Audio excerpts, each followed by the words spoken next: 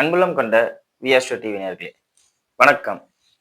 திருவரங்கம் ஸ்ரீ ரங்கநாத துணையுடனும் பழனி ஸ்ரீ பாலதந்தாயுத பாணி அவர்களுடனும் நான் உங்கள் ஜோதிடர் வெங்கடேஸ்வரன். இப்ப நம்ம எதை பத்தி பார்க்க போறோம்னா ஜூலை மாத பலன்களை பத்தி பார்க்க போறோம்.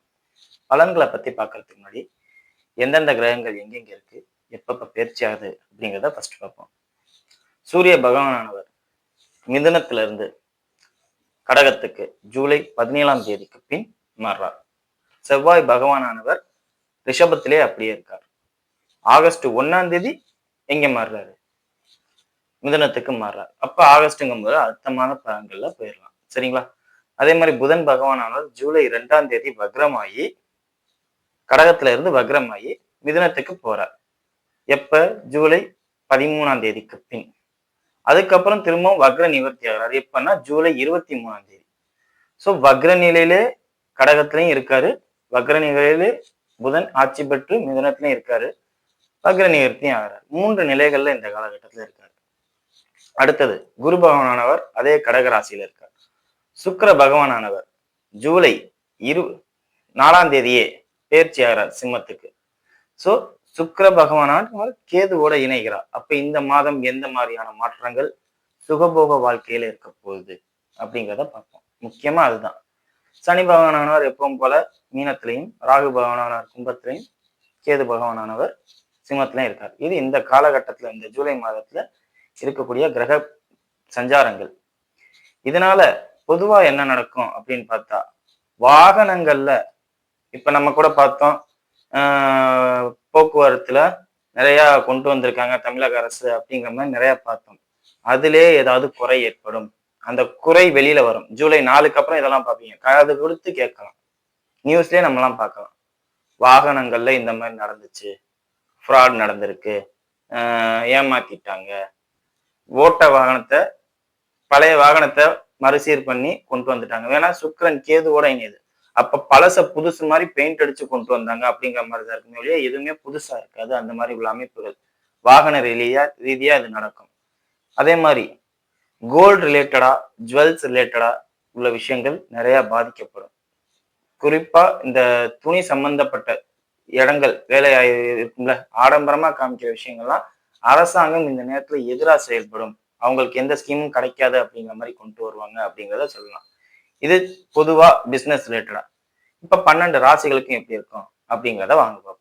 சிம்ம ராசி அன்பர்களே, ராசியாதிபதி ராசிக்கு 11ஆம் இடத்தில் இருந்து 12ஆம் இடத்துக்கு ஜூலை 17க்கு அப்புறம் சஞ்சாரம் செய்கிறார். ஜூலை 2க்கு அப்புறம் ராசியில சுக்கிரன் வரார். இது பிளஸ் கேதுவோட இணைகிறார். சோ இந்த அமைப்பு உடன் பிறந்த சகோதரர்களோட பிரிவினை ஏற்படுத்தும், சண்டை சச்சரவுகளை ஏற்படுத்தும். குறிப்பா ஜாமீன் போடுறேன், எனக்கு இன்னார தெரியும், இவங்கள எனக்கு தெரியும், இவங்களை நம்பி இது பண்ணலாம் செய்யலாம் அப்படின்னு யாருக்கும் நீங்க ஊக்கம் கொடுக்க அவசியம் இல்லை இந்த காலகட்டம். அதாவது உங்களை இந்த நேரத்துல புகழ்ந்தா உங்களுக்கு தன்னறியாத சந்தோஷம் கிடைச்சு போயிடும். பொதுவா யாருக்கு ராசியில சுக்கிரன் வந்தாலும் அவங்கள புகழ்ந்து 2 வார்த்தை பேசினாவே போதும், மதி மயங்குதல் அப்படிம்பாங்க. இப்ப கேதுவோட சுக்கிரன் இருக்கார் அப்படிங்கும்போது மதி மயங்கி ஏமாந்து போறது அப்படிங்கிறது அர்த்தம். இதோட அர்த்தமே உங்களை 4 பேர் நல்ல விதமா பேசி ஆகா ஓகன் பில்டப் பண்ணாவே மதி மயங்கி ஏமாந்து போவீங்க. உண்மையில அதை பிராக்டிக்கலா ஒத்துக்கணும். சரிங்களா? அதே மாதிரி சூரியன் 12ஆம் இடத்துக்கு வந்துருவார் ஜூலை 12ல, ஜூலை 17ல. அப்படிங்கும் போதுல ஏதோ ஒரு இழப்பீடுக்கு நீங்களே காரணமா இருப்பீங்க. உங்களை ஆகா ஓகன் பில்டப் பண்றதுனால எதுலையும் போய் மாட்டிக்க கூடாது அப்படிங்கிறதுதான் இங்க உண்மையான விஷயம். யாரு என்ன வேணாலும் சொல்லட்டும், பிராக்டிக்கலா இதுக்கு நம்ம பாசிபிளா அப்படிங்கிறத யோசிக்கணும். 2/11 புதன் வக்ரமும் ஆகுறார். அப்ப கையிருப்பு பணங்கள் ஏதாவது ஏட்டிக்கு குட்டியா லாக் ஆகும் அப்படிங்கிறது தான் உண்மை. ஸோ ரொம்ப ரொம்ப கவனத்துடனும் எச்சரிக்கையாகவும் இருக்கக்கூடிய மாதம் இந்த மாதம் ஜூலை மாதம். யாரு என்ன வேணாலும் பேசட்டும், என்ன வேணாலும் பண்ணட்டும், நமக்கு இது சரியா இல்ல ஏதோ ஒண்ணு இழப்பீடு ஆகுற மாதிரி இருந்தா உங்களால அதை தாங்க முடியுமா அப்படிங்கிறத பார்த்துக்கிட்டு ஸ்டெப் எடுங்க. அவசரப்பட்டு நமக்கு இவங்கள தெரியும் அவங்கள தெரியும், இவர் இப்படி அவங்க அப்படி இந்த மாதிரிலாம் பேசுனா தயவு செஞ்சு நம்ப வேண்டாம். உங்களை ஏமாற்றுவதற்குத்தான் அனைவரும் வருவார்களே ஒழிய இந்த காலகட்டத்துல கொடுக்க வருவாங்கங்கிறது சந்தேகம். தொழில்ல தான் இது நிறைய நடக்கும். ஏன்னா 10ஆம் அதிபதி சுக்கிரன் அவரும் கேதுவோட இணைகிறார். சரி, நான் இப்ப ஏமாந்தா எப்ப திருப்பி கிடைக்கும்? சூரியன் ஆட்சி பலத்து வரும்போதே கிடைக்கும். அப்ப 1.5 மாசம் கழிச்சுதான் இதுக்கு ரிசல்ட் என்னன்னே தெரியும். நம்ம மாட்டினது வெளியில வரலாம் அப்படிங்கிற அமைப்பு. சனி 8ல இருந்தாலும் ஏதோ ஒரு லாபத்தை, நீதி நேர்மைக்கு கட்டுப்பட்ட இழப்புகளாக இருந்தால் கண்டிப்பா கிடைக்கும். ஒண்ணுல ஒரு சுப நிகழ்ச்சிக்கு ஒரு 50,000 கொடுக்குறீங்க. அந்த 50,000 வருமா அப்படிங்கிறது கேள்விக்குறிதான். லாபம் இருக்காது. ஆனா என்னைக்கா இருந்தாலும் பணம் வந்துடும். ஏன்னா சுப நிகழ்வுக்காண்டி பண்ணது உங்களுக்கு அமைப்பை அமைச்சு கொடுத்துரும் அப்படிங்கிற மாதிரி உள்ள அமைப்பு தான் இது. ஸோ நீங்க உதவி பண்றதுக்கு முன்னாடி ரொம்ப யோசிச்சு பண்ணணும் அப்படிங்கிற ஒரு காலகட்டம். சரிங்களா? 5ஆம் அதிபதினு சொல்லக்கூடிய குரு 12ல இருக்கிறனால பல சிக்கல்களையும் சங்கடங்களையும் ஏற்படுத்தும். அதை பார்த்துக்கோங்க. குழந்தைகளால் நிறைய மன உளைச்சலுக்கு ஏற்படுவீங்க. பூர்வீக சொத்துல பல பிரச்சனைகள் வரும். குழந்தைகளால உடல்நல பாதிப்பு ஏற்படுறது, மனநல பாதிப்பு ஏற்படுறது, இந்த மாதிரி விஷயங்கள்லாம் நடக்கும். குழந்தைகளுக்கு மருத்துவ செலவு பண்றது, குழந்தைகளால் கடனாளி ஆவது, எக்கச்சக்கமான விஷயங்கள் நடக்கும். பிளஸோட மைனஸ் அதிகம் இந்த மாசம் உங்களுக்கு. ஏன்னா 12ல சூரியன் நடக்கும். இது எல்லாருக்கும் போதுங்க. ராசி அதிபதி 12ல வரும்போதுல இந்த மாதிரி நடக்குது. அதோட முக்கியமான விஷயம், ராசி அதிபதி குரு அஸ்தமனப்படுத்துறார். அப்ப நீங்களே பூர்வீக சொத்தை வேண்டாம் அப்படிங்கிறதும், நீங்களே பூர்வீகத்தை விட்டு வெளியில போறது அப்படிங்கிற அமைப்பும், குழந்தைகளுக்கு உங்களாலே ஏதாவது பாதிப்பு ஏற்படுவது அப்படிங்கிற விஷயங்களும் நடக்கும். ஸோ ரொம்ப ரொம்ப நிதானத்தோட இருங்க. குழந்தைகள் விஷயத்துல ரொம்ப ஆராய்ச்சி பண்ண வேண்டாம். ஆராய்ச்சி பண்ணா அவங்க உங்களை விட்டு பிரியறதுக்கு நீங்களே வழிவகுப்பீங்க அப்படிங்கிறத சொல்லலாம். சரிங்களா? வாங்க நட்சத்திர ரீதியான பலன்களை பார்ப்போம். மக நட்சத்திரக்காரர்கள். இப்ப கொஞ்ச நேரத்துக்கு முன்னாடி சொன்னேன் பாத்தீங்களா? அது அனைத்தும் பெர்ஃபெக்டா நடக்கும். ஆனா என்ன, இதை நீங்க சந்தோஷமா ஏத்துக்குவீங்க. ஃப்ரீடம் அப்படின்னு வந்துடும். அதாவது குடும்பத்துக்குள்ள பிரச்சனை வருதா, வரட்டும், எனக்கு ஃப்ரீடம் கிடைக்குதா இல்லையா?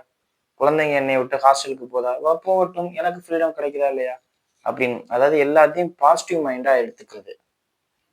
அட்டாச்மெண்ட்ஸ் எல்லாம் கேது. அதுவே இந்த உலகத்துல உள்ள வாழ்க்கையை அனுபவிச்சு வெளியேறது, பிரிஞ்சு போங்க அப்படின்னு சொல்றது.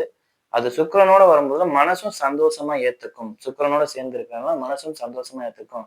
ரைட்டு, நீ உன் வேலையை பாரு, நீ உன் வேலையை பாரு, நீ உன் அதாவது 60 வயசுல பண்ண வேண்டியது. 60 வயசு என்ன, தன் குழந்தைகளை கல்யாணம் பண்ணி கொடுத்து எல்லா கடமையும் முடிச்சுட்டு ஒரு பெரியவங்க, நீ உன் வேலையை பாரு, வேலையை பாரு அப்படின்னு சொல்லி போறது யதார்த்தம். அத கல்யாணம் ஆகிறதுக்கு முன்னாடி 20 வயசுலயே, 18 வயசுலயே, இல்ல கல்யாணம் ஆன உடனே அப்படிங்கிற ஒரு அமைப்புல உன் வேலையை பாரு அப்படிங்கிற அமைப்புல வந்துருவீங்க. இந்த 1 மாசத்துக்கு அப்படி இருப்பீங்க. எந்த ஒரு ரெஸ்ட்ரிக்ஷனும் இருக்காது உங்களுக்கு. எதை பத்தியும் யோசிக்க மாட்டீங்க. உங்க சந்தோஷத்தை பத்தி மட்டும்தான் யோசிப்பீங்க. காரணம் சுக்கிரன் கேது இணைந்ததுனால. இதனால யாருக்கு பாதிப்புனா குழந்தைகளுக்கு அதிகப்படியான பாதிப்பு. ஏதாவது குறிப்பா ஜூலை 12ஆம் தேதிக்கு அப்புறம் இந்த பாதிப்பு வரும். குழந்தையை பார்க்காத தகப்பனார், குழந்தையை பார்க்காத தாய் அப்படிங்கிற பேர் எடுப்பீங்க. ராசியாதிபதி தானே குரு அஸ்தமனப்படுத்துறாரு. அப்ப இதுதான் நடக்கும். ஸோ இதை கொஞ்சம் பார்த்துக்கோங்க. அதே மாதிரி காதல் சம்பந்தப்பட்ட அமைப்புகள்ல பிரேக்கப் ஆகுறதுலாம் உங்களுக்கு தான். போடா நீ என்று யாரா பிரேக்கப் பண்ண, நீ யாரா என்னைய கழட்டி விடுறத அப்படிங்கிற மாதிரி பெண்களும் தைரியமா பேசுறதும், அதே மாதிரி ஆண்களும் நீ யாரு என்னைய கேட்கறது அப்படிங்கிற மாதிரி ஃபோர்ஸான வார்த்தைகள். ஏன்னா குரு அஸ்தமனம், 5ஆம் அதிபதி அஸ்தமனம், அந்த மாதிரி உள்ள விஷயங்களை செயல்படுத்திடும் அப்படிங்கிறத சொல்லலாம். பூர்வீக சொத்தையும் வேண்டாம் அப்படின்னு சொல்ற அளவுக்கு எல்லாத்துலயுமே நிதானத்தை இழந்து அக்ரெசிவா நடந்துக்கிட்டு அதுல ஒரு ஃப்ரீடத்தை எதிர்பார்த்து ஓடிக்கிட்டு இருப்பீங்க அப்படிங்கிறத சொல்லலாம். சரிங்களா? அடுத்தது பூர நட்சத்திரக்காரர்கள். அப்படியே ஆப்போசிட்டா, மகத்துக்கு ஆப்போசிட்டா நடக்கும் உங்களுக்கு. ஏமாந்துருவீங்க. ஹஸ்பண்ட் ஏமாத்தி இருப்பாரு, குழந்தைகள் உங்களை ஏமாத்தும், யாரும் உங்களுக்கு உண்மையா இருக்க மாட்டாங்க அப்படிங்கிற ஒரு தோற்றம் இந்த 1 மாசத்துக்கு இருக்கும். நிறைய உங்கள்கிட்ட மறைப்பாங்க, உள்ளதை பேச மாட்டாங்க. உங்களை சுத்தி நிறைய ரகசியங்கள் ஓடிக்கிட்டு இருக்கும். ஆனா அதை நீங்க தெரிஞ்சுக்கணும்னு நினைப்பீங்க, தெரிஞ்சுக்க முடியாது. மன உளைச்சலுக்கு ஆளாவீங்க, விரக்தி ஏற்படும். இது எல்லாம் நட்சத்திராதிபதியோட கேது சேர்ந்ததுனால. மக நட்சத்திரக்காரர்களுக்கு சுக்கிரனுக்குள்ளது நடக்கும், பூர நட்சத்திரக்காரர்களுக்கு கேதுக்குள்ளது நடக்கும். நிறைய உளைச்சல், நிறைய டிப்ரெஷன், எல்லாத்தையும் பார்த்து பார்த்து பார்த்து வெறுத்து ஒரு சில தேவையில்லாத விஷயங்கள்லாம் பண்ணுவீங்க. ஸோ அதெல்லாம் தேவையே இல்லை. எல்லாம் கொஞ்ச நாளைக்கு அப்படின்னு நினைச்சிட்டு போனீங்கன்னா நல்லா இருக்கும். கடன் சம்பந்தப்பட்ட அமைப்புகள் வரும். காதலால் ஏமாற்றம் அடைவீர்கள், இல்லை பெரிய போராட்டத்தை சந்திச்சு வெளியில வருவீங்க. மொத்தத்துல அது சக்சஸ் ஆகாது. அதே மாதிரி திருமண அமைப்புமே கடுமையா பாதிக்கும். கணவனே இல்ல மனைவியே இரண்டாவது திருமணத்துக்கு ஏற்பாடு பண்ணுவாங்க. டைவர்ஸ் கொடுன்னு கேட்பாங்க. ஏன்னா கேது, நம்ம அது எதுவுமே பேச முடியாது. பிரிவினை அணையை முறிச்சு விட்டுருங்க, அறுத்து விட்டுருங்க, இந்த மாதிரி விஷயங்கள்லாம் பேசுவாங்க. 8ல சனி இருக்காரு. 7ஆம் அதிபதினு சொல்லக்கூடிய சனி 8ல இருக்காரு. அடுத்த நீச்சம் ஆவார். எப்ப? அடுத்த சனி பெயர்ச்சியில. 10வதுக்கு வக்ரமும் ஆக போறாரு. எப்ப? ஜூலை 26க்கு அப்புறம். 7ஆம் அதிபதி வக்ரம் அப்படின்னா என்ன? அது நிரந்தரம் இல்லை. அதனாலே எல்லா பிரச்சனைகளும் நடக்க போகுது அப்படின்னு அர்த்தம். ஸோ பூர நட்சத்திரக்காரர்கள் மனைவியிடமும் கணவனிடமும் ரொம்ப ரொம்ப கவனமா இருங்க அப்படிங்கிறத சொல்லணும். சரிங்களா? அடுத்தது உத்திர நட்சத்திரக்காரர்கள். உத்திர நட்சத்திரக்காரர்களை பொறுத்தவரையும் எதுவும் நிரந்தரம் இல்லை அப்படிங்கிற ஒரு விஷயத்த புரிஞ்சுக்க ஆரம்பிப்பீங்க. ஓகே, இது இப்படித்தானா? Okay, success. நிறைய விஷயங்களை வாலண்டியரா வந்து கொடுத்துருவீங்க. அது ஏமாறுறது வேற, கொடுத்துடுறது வேற. இப்ப ஒரு 10 ரூபாய்க்கு பேனா வாங்கி அந்த பேனாவை இந்தா தம்பி அப்படின்னு கொடுக்கறது ஒரு மாதிரி. அது நீங்களா வாலண்டியரா டொனேட் பண்ற மாதிரி. நீங்க ஒரு பேனா எழுதிக்கிட்டு இருக்கீங்க, சார் தாங்க சார் நான் தந்துடுறேன்னு சொல்லிட்டு வாங்கிட்டு போறாங்க, திருப்பி வரல, அதுக்கு பேர் ஏமாறுறது.